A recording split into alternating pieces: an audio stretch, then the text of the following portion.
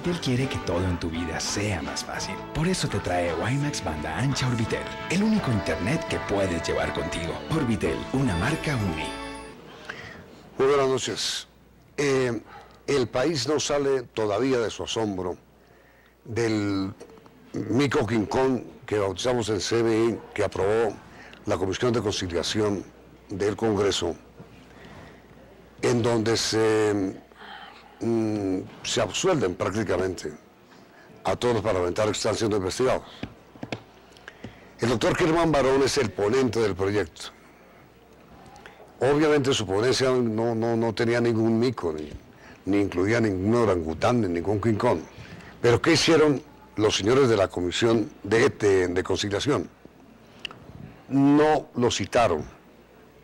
Aprovecharon que estaba enfermo y todavía tiene muestras de esa gripe espantosa que está dando por todo Bogotá. Y aprovechando esa enfermedad, hicieron la reunión que no es habitual que hagan una sesión sin el ponente.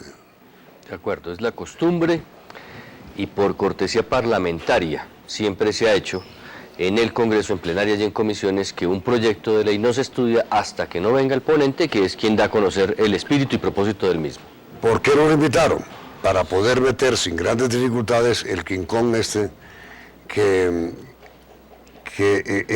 libera a los parlamentarios de ser juzgados por la Procuraduría, investigados de general de la Nación. A ver, doctor Barón, cuéntenos cómo fue la historia.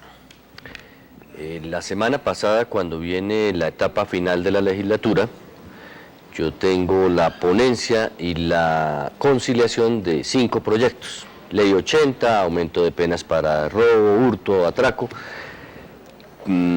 prórroga de la justicia especializada y tenía el estatuto de ética del congresista. Por supuesto que los 3 primeros revisten mayor relevancia y por esa razón yo le pido al presidente que nos sustraigamos de estudiar el estatuto de ética del congresista. En esa ocasión así lo hacemos, no se estudia y ya para el último día, como ya se habían conciliado, se habían hecho las ponencias, se habían aprobado los otros 3 proyectos, quedaba simplemente la conciliación del proyecto de convivencia ciudadana que incrementa las penas para hurtos y raponazos y el estatuto de ética.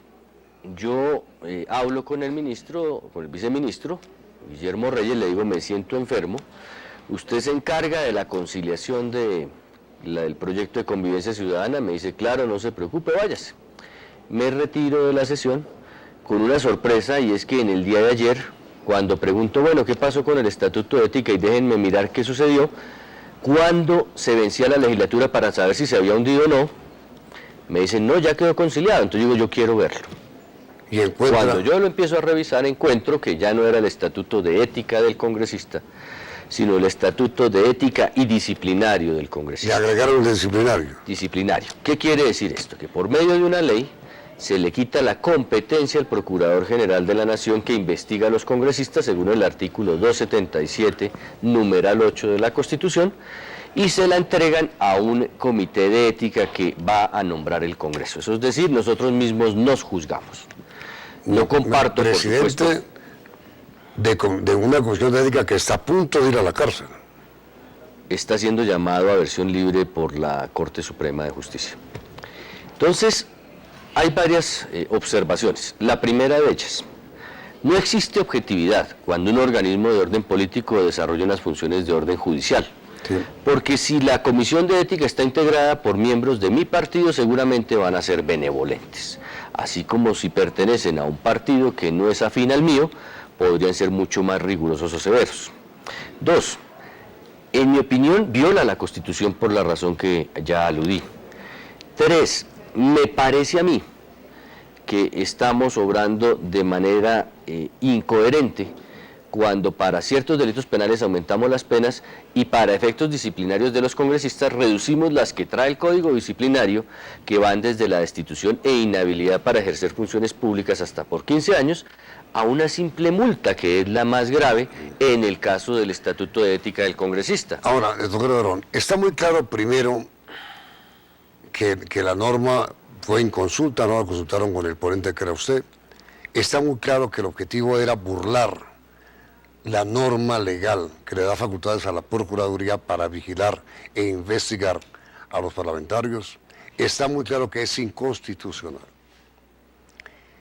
Y está muy claro que hay un peligro serio de que estos señores, algunos, que propusieron el famoso mico, terminen en un lío mucho más grave. Por ejemplo, ellos pueden estar legislando en beneficio propio. Sí, es una hipótesis válida, porque estarían disminuyendo la gravedad de una sanción para quienes estuvieran incursos en investigaciones disciplinarias en cabeza del Procurador General de la Nación. Si se descubre, doctor Barón, que algunos de los parlamentarios que votaron tienen investigación en la Procuraduría, ¿qué les pasa? Respóndame, por favor, después de comercial.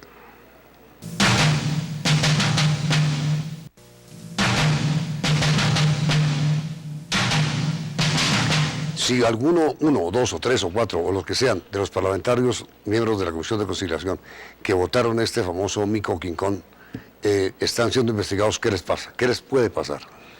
La situación hipotética sería la siguiente: estarían votando una disminución de penalidad En su beneficio. en su beneficio, y la persona que estuviera siendo investigada podría ser objeto de una pérdida de investidura por litigar en un interés en el cual no podría participar. Es decir, doctor Barón, si cualquiera de estos señores, Constantino Rodríguez, los que votaron el famoso quincón, Gloria Estela Díaz, Wilson Borja, Dixon Tapasco, Julián Silva, Juan de Jesús Córdoba, Jorge Humberto Mantilla, Venus Albeiro Silva, Samir Silva, llegan a estar siendo investigados por la Procuraduría, están arriesgando su investidura.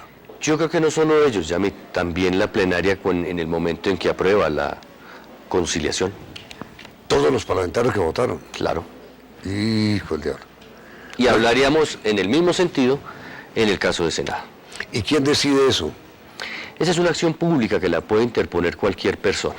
O sea, cualquier parlamentario que esté siendo investigado por la Claro, Procuraduría, o de oficio. que votó a favor.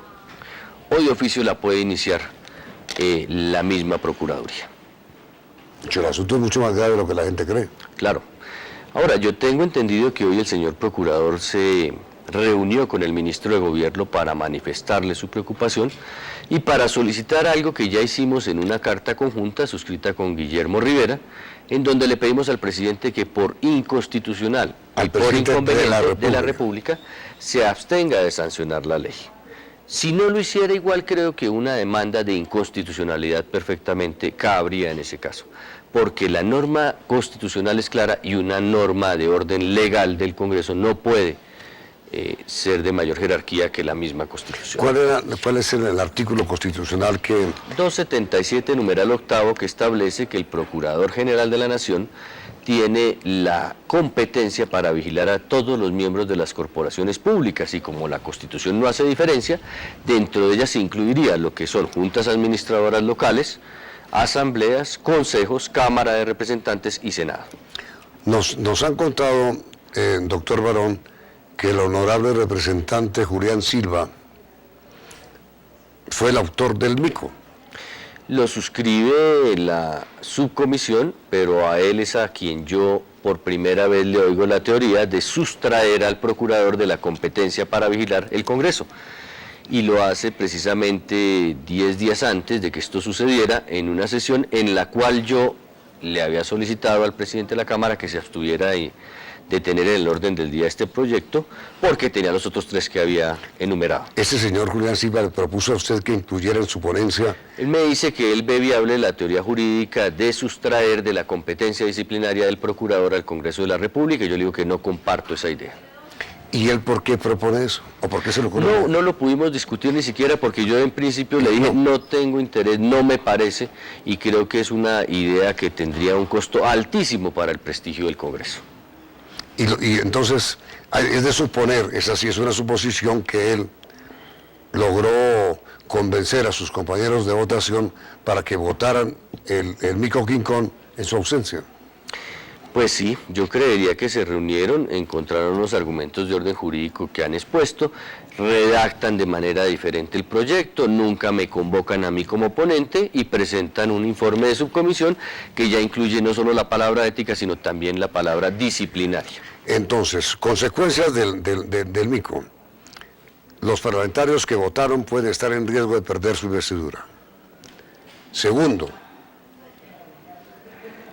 es inconstitucional y en consecuencia es evidente que la Corte lo declarará así. Tercero, es inconveniente. Claro, es inconveniente.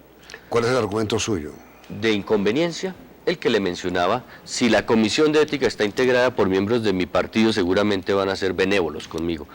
Si son personas que pertenecen a otro partido, con quienes tenemos contrapuestos intereses de orden político, la rigurosidad de las sanciones podría ser mucho mayor. ¿Usted ha tenido ocasión de hablar con el ministro del Interior, con el procurador o con el presidente? No, con el procurador le envié una carta en donde le manifiesto también mi preocupación por el tema. Él me manda a decir con uno de sus asesores que comparte la inquietud, que se va a reunir con el ministro y que nos reunimos en estos días, pienso que podría ser mañana.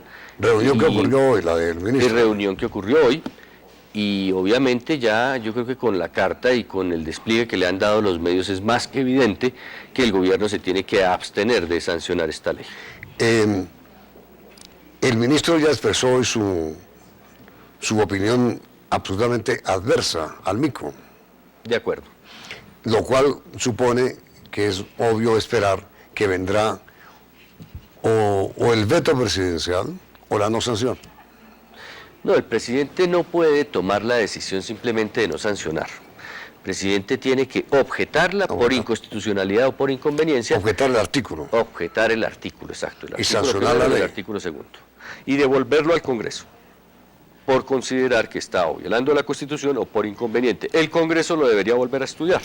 Ahora, mi doctor Barón, supongamos que va a pasar eso, es decir, que el presidente de la República, lo que es seguro, o la Corte, si es que el presidente no lo hace, que no lo creo, antes de que pase eso, ¿qué va a ocurrir con ellos, los autores del mico? Así no lo sanciona el presidente. Nada, porque las opiniones que expresan los congresistas no tienen en un momento dado ningún tipo de sanción. Ahora, si alguno está incurso en la situación hipotética que usted mencionaba, en una investigación disciplinaria, el haber votado una reducción de la sanción por cometer una falta, podría ser que hipotéticamente estuvieran incursos en una pérdida de investigación. Así la ley no sea sancionada. La norma habla de debate y aprobación, no así de sanción. La ley no sea sancionada. Es decir, si el presidente no la sanciona, igual persiste, digamos, el acto irregular de la aprobación. Sí, porque yo entiendo que el debate y aprobación es un proceso dentro de la ley y la sanción es un proceso completamente diferente. Es un paso posterior en donde el Ejecutivo ya le da vigencia y la ley no habla de la vigencia de la ley, quien haya votado una ley vigente, sino quien haya debatido y aprobado una ley en contravía de unos intereses sobre los cuales no debió haberse pronunciado. Pues doctor Barón, muchísimas gracias. Y para hacer un homenaje, así como mencionar los nombres de los que votaron, hay que mencionar los nombres de los que no votaron. Pues primero Germán Barón, que es su ponente, quien no asistió por enfermedad y que obviamente nada de micos en la ponencia. Y el doctor William Vélez, quien no solamente no votó, sino que, claro, dejó una constancia. Dejó una constancia de estar en desacuerdo. Y Guillermo Rivera, quien tampoco la suscribe, por la misma razón. Barón, Rivera y Vélez, los únicos tres que se salvan de semejante embrollo. Doctor Barón, muchas gracias. Gracias a usted, Yamil. Y a ustedes los invitamos enseguida a que vean las más importantes noticias del mundo en la emisión internacional del Noticiero CM.